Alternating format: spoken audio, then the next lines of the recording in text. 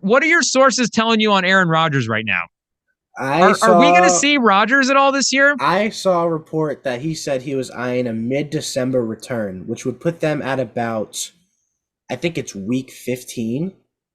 Hmm. I think week Three games 15 left, is 15, 16, mid-December. 17. It's Am either I week right? 15, I think it's week 14 or 15, which is about mid-December. I think it's week 15. So if he can play, because we've got 15, 16, 17, and now week 18, if he can play 4 games at the end of the year, if Zach Wilson can get them to a spot where they're in the hunt for playoffs, and then Aaron Rodgers comes back, I definitely see that team like getting that last wild card spot. It just depends Because on what Zach Wilson can do. he doesn't play. He doesn't play if they're out of the playoff picture, right? In my opinion, no, there's no reason for him to Yeah, want to be on the field if they have no like mathematical chance of making it.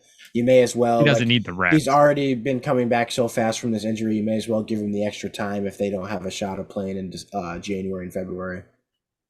So, do you think Zach Wilson can keep him afloat? I think he's been that's it's so tough because you can definitely tell he's been progressing slowly but Mm-hmm. surely in these last like 3 or 4 games. Their defense has been great. So if he can continue to keep taking steps forward, I could see them where he comes back from injury and they're sitting at about 8-7, 7-8, 7-7, somewhere in that Winning range record. where like around 500, I could see it Mm-hmm. to a point where if Aaron Rodgers can win like 3 of the last 4 games and they make it to the playoffs, I could definitely see that. The Zach Wilson thing is kind of fascinating because there hasn't really been. And again, you don't want to. You hate to say it about a guy, but Mhm. just to put him in a category like there hasn't been a bad quarterback necessarily that has gotten this much run. Because even the Yeah. guys that we've been out on, like guys like Mitchell Trubisky, like Trubisky made a Pro Bowl. Mhm. Like Daniel Jones, was Daniel Jones in the Pro Bowl last year? He was a fine. He was so close to a spot where he wasn't, and I don't remember. He might have He been. might have he might have been in it, or regardless, he won a playoff game. Mhm. So some of the guys that have been able to stick around, they've been able to stick around because there's been ups and down. There's been moments. Winston as well. But the Wilson thing, the rookie year, you could just see right away. It was like, okay, maybe if we're going to be a competitive team, we need to go in a different direction. But you're right. Like just watching him progress every week, like it is slowly but surely. Mhm. The fascinating thing is there is like tiny little bits of progression with him. Yeah. So I don't know if it's again progress to say that, at one point we were saying this guy was the worst quarterback in the league, but can you call Zach Wilson the worst quarterback in the league now? Not anymore. Definitely not anymore. Like you could tell when he first came in at the beginning of the season, it was all short passes, screen passes, barely anything past the line of scrimmage. This last game on against the Raiders, the primetime game, especially towards the end of the game, he was opening up, making deeper throws down the field, and like they're starting to put more trust into this guy week after week. And I could see that going in a way where they can get close to a playoff spot. Their defense just has to continue to play at the rate that they've been playing at, and then with that, the offense has to be able to get on the field and score points. So I could definitely see them getting to a close spot when Aaron Rodgers is eyeing that return. I think, we pride ourselves in being honest, just being a couple guys calling it like we see it. And you kind of said it, like the man played well in that fourth quarter. Like, Mm-hmm. he had the pick, it was a bummer, but was it even on that drive that he threw the pick? Like he made a couple of throws. He made that one throw running to the sideline. Was that the Threw it, pass to whipped it. Conklin over in the middle of the field? Conklin had like 4 catches in the last 2 or 3 drives of that game Mm-hmm. that were just insane. Like that's where he racked up most of his yards. And those plays were Zach Allen getting out of the pocket, escaping pressure, and making throws like either on the run or off his back foot. And they looked good. Like they honestly looked good. I've never Mm-hmm. seen him play at the level he's currently playing at. And like you said earlier about how like his career has all been downs with no ups. Like this is kind of like the up.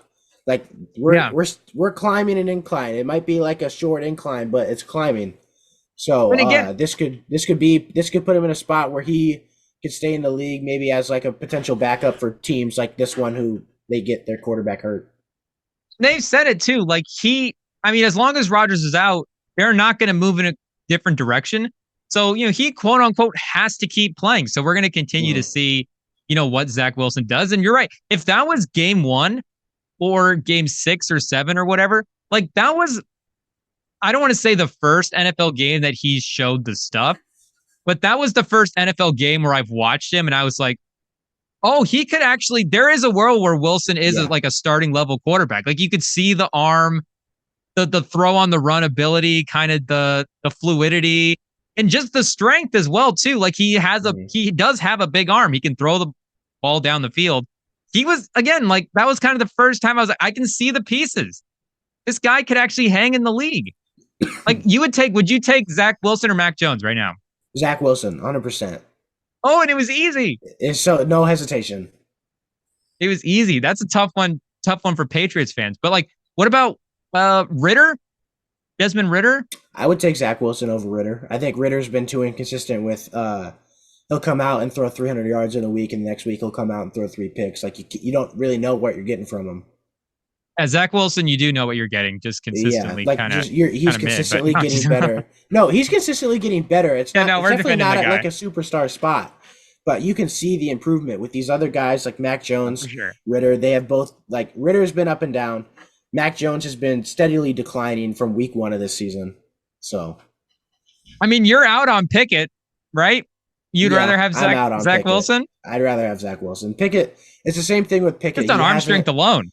He hasn't had a moment in his career where he's had an up. It's all been like more downs than anything else. And that's the physical thing of Zach Wilson as well too. With again some of those throws, like I don't know if Kenny Pickett could actually make some of those. Yeah, some of those throws. What about Bryce Young? I think I'd rather have Bryce Young just because of the potential that you can get out of him. Like he was the first overall pick, one of the best college quarterbacks we've seen in a while.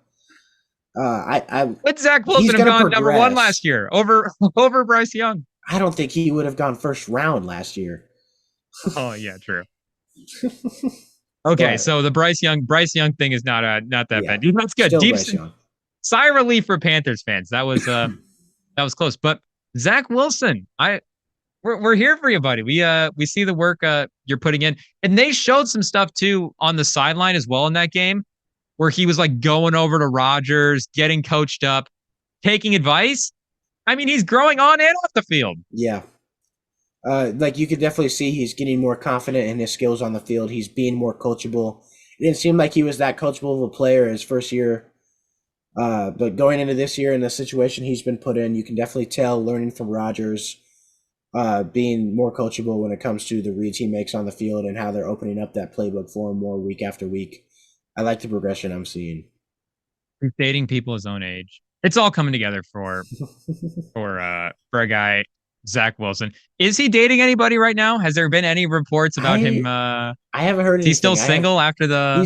He's probably still the MILF master. Like, he's got the title. He may as well continue the trend. And now that he's playing well, it's not going to stop. Yeah, no one's mom is safe from Zach Wilson. They better not do Jets Chiefs in Kansas City next year with Taylor Swift in the crowd. Oh, look out. Not if Zach Wilson's playing like this. Be more worried about Mama Kelsey. Oh, Donna. Careful. State, we were kind of debating last week between Ohio State and Washington as resume teams. But Georgia now, they beat Ole Miss, who was number 9 going into the week.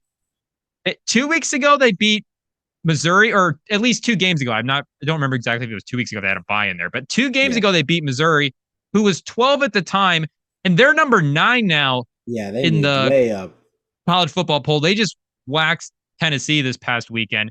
So they've beaten, 2 top 10 teams in their last 2 games. And I think, honestly, I'm going to say it. I think rightfully so. They're number 1 at this point. And I know, we've been kind of going back and forth between them and Michigan. And Michigan did get their resume win. We can talk about that quickly. But Georgia at number 1 to me feels right. Yeah, I agree. Like they've had, like, with the streak continuing and everything, like it's been going very well. They've been the most dominant college football team in the last 3 seasons. Arguably 4. Like the year before they won the national championship, they were doing very well as well. My bone to pick about this ranking is how many fucking ranked wins does Washington need to be above Florida State? Like how many more does it have to be? Like if they beat Oregon State this week, which I don't want to sound too confident, but they will. Like Do they finally Well, make hey, like go over the hump? And I know you're a big DJ fan, but it's Washington. Come on. hey, I would keep an eye on that game just because of the styles of play. Oregon State can run the ball. They got a defense. You never know with contrasting styles like that. But I mean, I would pick Washington to win. But I do agree that I don't think Florida State. Well, I guess they had the LSU win. So Hmm. it's the Florida. Is it the Florida State LSU win versus the Washington Oregon win? But we mentioned too the USC It's win. We both think is a Washington, good win as Oregon. well. It's Washington, USC. It's Washington, Utah. They beat Utah. I don't get it. Like Arizona's a ranked team. Florida State just only beat Miami, who was an unranked team by 4 points. And And you have Miami's a Washington, feisty team, who's but yeah, and you have Washington, who's just been consistently good against ranked teams and in firepower offense teams. I don't get it. Like, how much more do they need to be a top four team? so do you think the committee is kind of saying at this point that if the seasons play out the way that if this continues, that Florida State is just the better team? Like, what is the Pac-12 championship? Say Florida State wins out undefeated, wins the conference. Washington gets through and beat Oregon. Like, is that going to flip the committee's mind at that point? Is it just, hey, we're waiting for that Pac-12 championship? It could be just because of how close Oregon. Like, they're 5-6. Like, those two teams. They're definitely now with Utah losing this last week to Washington. Those two teams are going to be the teams you'll see in the Pac-12 championship game. I Is that think it is confirmed? kind of Is waiting that for is them. that I set? mean, it's pretty much set. If I think is Oregon State 10 right now. Do they still have a shot to get in? they're 11 and they're eight Let and me look at the two, Pac-12 standings quick and see what we got. But they're sorry, the go next ahead. closest team. Because the next Pac-12, there's Washington, Oregon State, and Utah. Oh, Utah. Well, Utah's Those taken a are the couple losses four. Yeah, recently. and they took so they're not Pac-12. I'm saying those are the four Pac-12 teams that are currently ranked. Okay. So yeah, we got Washington at 10-1, Oregon at 9-1. So that'll even out at the end of the season. And then Oregon State at Eight and eight and two. two. So that'll come down to Oregon State, Oregon. That'll be the last game of the regular season for both of those teams. Mm-hmm. So if that's if both of those teams have the same amount of losses as they do now, and then Oregon State beats Oregon, they'd both be two losses. And then at that point, I would assume it would be Oregon State, Washington. If they have the same record with the tiebreaker, or if Oregon State can pull out a win against Washington, that would fuck it up even more. Because you'd have three teams around the same record. Washington would be one loss at that point. You'd have two 9-1s and then a 9-2. And then going into the end of the year, Oregon State would play. If Oregon State beats Oregon and Washington, Well, then they're definitely in at that point. they're definitely in at that point. But then who's in after? Well, it'd be Washington, I guess, as they beat Oregon. It would be But Washington. it still Yeah. makes it like a close, like exciting race. And it takes Oregon out of playoff contention. Mm-hmm. And does it take Washington out of playoff contention? They're a one-loss team to Oregon State win the Pac-12. Like what? So then that's where at that point it would depend that, on FSU. Yeah. well, maybe not even FSU too. It'd be the loser of that Ohio State Michigan game. Yeah. Because last season they did put both Big Ten teams in. Mm-hmm. You got a one-loss Big Ten versus a one-loss Washington. Maybe Washington's in jeopardy there as well. But also with Florida State, like they're 10-0, they're not looking at stopping, and the ACC is not very competitive. Mm-hmm. So have they played North Carolina yet? Do they play in the regular season? I think so. Because that could be, I guess I don't know what the ACC. I don't know how they seed and everything. Louisville's second in the ACC right now. Oh yeah, because they're 9-1 on their big streak. Yeah, I forgot about that. Drake May is losing his spot right now to the Cardinals. Florida State doesn't play North Carolina. They've got North Alabama this week. Is that this week? Yeah, that's this week. North Alabama, did you say that correctly? Yeah.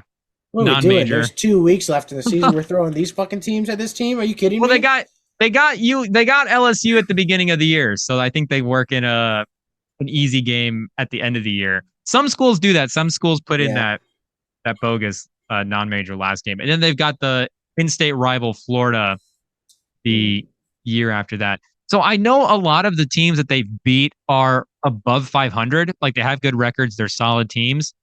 But the only team that was ranked at the time that they played is Duke. And Duke is 6-4. You know, they've had some injuries, but Yeah, and they fell way they've off of dropped the out. list. And like you're saying, Miami honestly might be just talent wise the best opponent. They played Clemson as well early in the year, and that was a frisky game. But I remember I at some point during that Clemson run how Dabo was like going on the media saying like, "We're the team to beat. We're coming back," mm, and they're not even close to this top 25 list. it's been a quiet year for the Cade Klubnik supporters.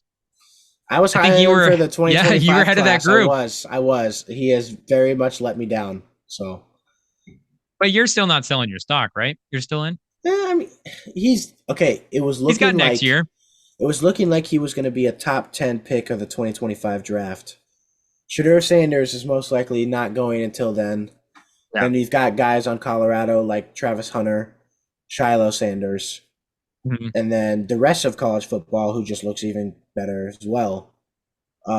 Quinn Ewers has another year of eligibility left. He could be that year as well. Just Did kind of you looks like see he's those getting pushed reports back. today? I didn't see it today. I heard about it a week ago. That he still has the year of eligibility, but I didn't hear anything about if he was going to stay or not. So what I saw today was that there's like the headline that I read was quote 90% chance that he comes back to Texas next season, that he returns to Okay, school. but the big Let me double question, check. if that is the case, is how good is Arch Manning That is exactly what I was going to at ask you. playing the game of football? Because I mean, the number one overall recruit in his class isn't going to sit behind some bum who was sad he got hurt. I would also like to say that that's the first headline that pops up. Sports Illustrated. Does potential Quinn Ewers return affect Arch Manning's future with Texas? I think the other piece of this is too, you know, we mentioned that he hasn't played this year. Like he hasn't beaten necessarily Malik Murphy out for those minutes. And he is Malik Murphy's a redshirt freshman. So, you know, he's only got one season of experience over Arch Manning. And it's not like he played last year. So he has zero in-game experience headed into the season over Arch Manning.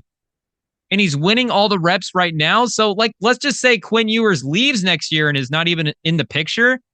Is Arch Manning all of a sudden just going to start winning reps over Murphy in the eyes of the Texas coaches? And now they're just going to, after giving the reins to Murphy without Ewers, hand it over to Manning? My Manning bias tells me that Arch Manning could beat whoever the fuck he wants to for a quarterback spot on that team.